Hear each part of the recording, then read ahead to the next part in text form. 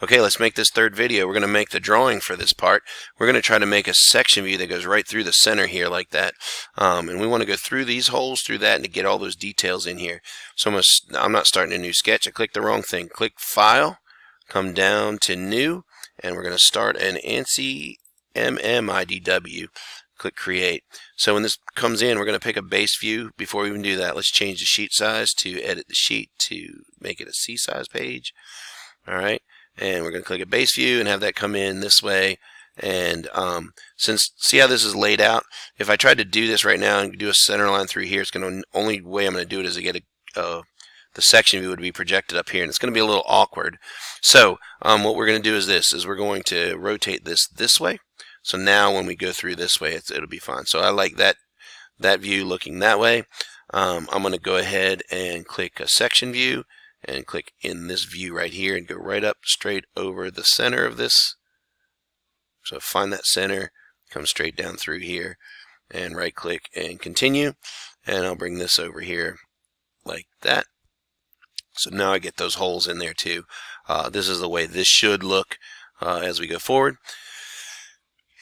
Alright, so next thing I'll do is I'm going to go ahead and go to annotate, and I'm going to put on center lines from here. And here's a fun one for you to try. This one's to do a center line for a pattern. So we click this one right here, and it asks for this to find the center of your circular pattern, and that would be literally the center of that circle right there. And then you click that one first, then you click this one, this one, this one, this one, this one, this one, and go back to your original one. And then you right click and create, and it creates a center line pattern there for you. This is the correct way to do it, because when you do something, well, I'll show you later on. Well, no, I'll show you right now. We'll put the dimension on here that tells us what that is, and that is a bolt circle. So we'll do to the right of that, we'll put bolt circle. Oops, all caps. Let's not forget that, bolt circle. And we're going to go in and put diameter, and I believe those are 12 through, and then we'll put it on, let's go back here, put on, and that diameter bolt circle, and put 6 places. So now we know how many bolts are there, and that's good. Alright, on that thing right there. So those are now covered. I'm going to go ahead and do the center line bisector and do it on this one and this one. I'll do it here and here also. And I'm going to do it right here. So I got those. I got all my center lines in where I need them to be and want them to be. So we'll go back and dimension this. So I'm going to put a dimension on this outside one there. That's 158, which is good. Put a dimension on this one, 82. That's good. Put a dimension on this one. So we're getting all our diameters out of the way. Alright, so we have all the diameters done. Now it's just a matter of dimensioning other things. So we don't need to worry about diameters on this. So that from here to here is covered, here to here is covered. It's really going to be all the horizontal stuff. So we say this line right here. Let's put that right there. I might actually grab this and move this over here. So I'm going to hit escape twice. Grab that and move it over. I'm going to get right like that. Do a dimension that goes from, say, this line here to this line here. Line that up with that one. So that's good. So that's one that we wanted to do. Maybe I'll do one that goes from this line here to the outside line right there. Tells us how big that is. Alright, so what other horizontal ones do we need to do? So we need to know how big that is, how to get to this point, how to get to that point. Those were in line with one another, but this dimension right here, this one from here to here, is actually important. So we'll put that right there. That's fine. The dimension that went from here to here was important. So we'll put that one in here also. I'm going to change this a little bit. So this goes over here. Oops. Hit escape twice. Move this over here to this side. No, I'm going to leave that the way it had it there because it's clear. So that's good. I hit escape twice to get out of there. Let's see.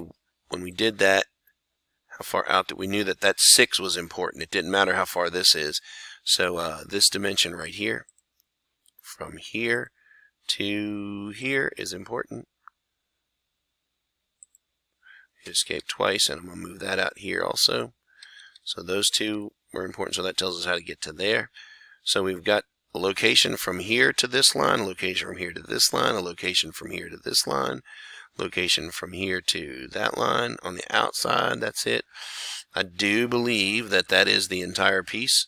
Any horizontal ones that we're worried about there, 10, 8, 32, 12, 64, and 6. So we've got 10, 8, 32, 12, 62, 64, and 6. So those are all of those. We've got all of our diameters there in here. We might do something like right-click on this and click Edit the View and change this so it should click that right there. And so we show where the hidden lines are on this. So now we know that there's something going on right here, but that's is that determined by this or that? What I would do is this is we'll change this and move this over this way a little bit. I might move that over just a tiny little bit right here. Move this one over a little bit. We might change some things and place another view and project. Now watch what happens if I project this view like this, right? I click that over there and I got that view of this side of this, which this now allows me the opportunity to come in here and annotate and put on centerline on this. I can do the centerline bisector thing again, so we've got that. And so now, oh, not centerline bisector, the centerline for the pattern, which is what we want to do and create. So now those are all in place. Now the other thing we want to do is put a dimension on here. So the outside one's already taken care of. This one's 100. That was one we missed. And then this one right here is 58. So that tells us what that diameter is and tells us what that diameter is. The outside diameter is taken care of on the other view. We can assume that that's covered by this, which is great, but we might want to do something like this and just say that that radius is typical. So we know that all of those are out there that are that radius, and then we can also say that this one is a radius of 10. So there's that. So that looks pretty good. I might grab this and click place a view again. Project one off of here up into this range. I'm actually not going to do that because I think that makes it confusing, because everything's covered this way is what we're trying to do. So I'm not going to do that this time. I'll go ahead to File, Properties. We will go to Summary, and we're going to call this, the title of this is Cylinder Cap.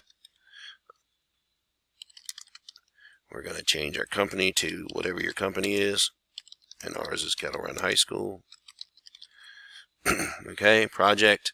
The part number is 296-6-61, and we'll change our description here to cylinder cap. Now you might not think those are important, but it's going to be important later on, so I hope you know how to do that. Alright, so that's the finished product of that right there.